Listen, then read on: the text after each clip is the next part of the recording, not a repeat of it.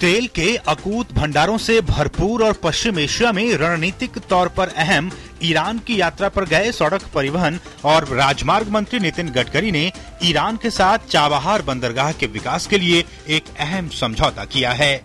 माना जाता है कि इस समझौते के बाद से दोनों ही देशों के संबंधों में एक नए अध्याय की शुरुआत होगी। इस अहम करार पर दस्तखत सड़क परिवहन और राजमार्ग मंत्री नितिन गडकरी और ईरान के परिवहन और शहरी विकास मंत्री डॉक्टर अब्बास अहमद ने किए। और हम आपको बताते हैं कि क्यों अहम है ये चाबहार बंदरगाह।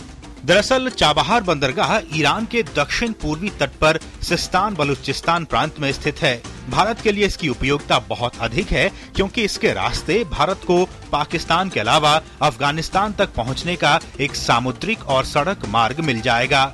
इस बंदरगाह से भारत के लिए मध्य एशिया और खाड़ी के अन्य देशों तक माल पहुंचाने की लागत और समय में 1/3 की बचत होगी। ईरान का चाबहार बंदरगाह पाकिस्तान के ग्वादर बंदरगाह के पश्चिम में 72 किलोमीटर की दूरी पर स्थित है।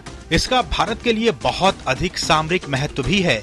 ये बंदरगाह अफगानिस्तान के दक्षिण पश्चिमी प्रांत निमरूज से जुड़ा हुआ है, जिसका मतलब ये हुआ कि भारत की पहुंच मध्य एशिया और अन्य इलाकों तक संभव हो सकेगा।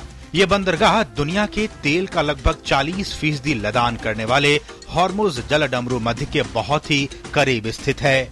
पाकिस्तान के साथ संबंध खराब होने की स्थिति में भारत का अफगानिस्तान, मध्य एशिया, रूस और उत्तरी यूरोप के देशों तक माल परिवहन के लिए सड़क मार्ग लगभग बंद हो जाते हैं। ऐसे में इस बंदरगाह के जरिए भारत की पहुंच इन देशों तक हो सकती है।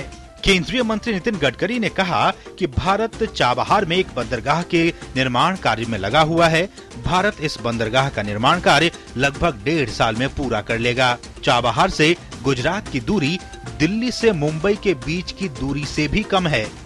उम्मीद की जानी चाहिए कि चाबहार बंदरगाह दोनों देशों के बीच सहयोग के विकास का एक नया केंद्र बनेगा, जिसके जरिए भारत और ईरान के बीच रणनीतिक और आर्थिक रिश्ते आने वाले दिनों में और भी मजबूत हो पाएंगे।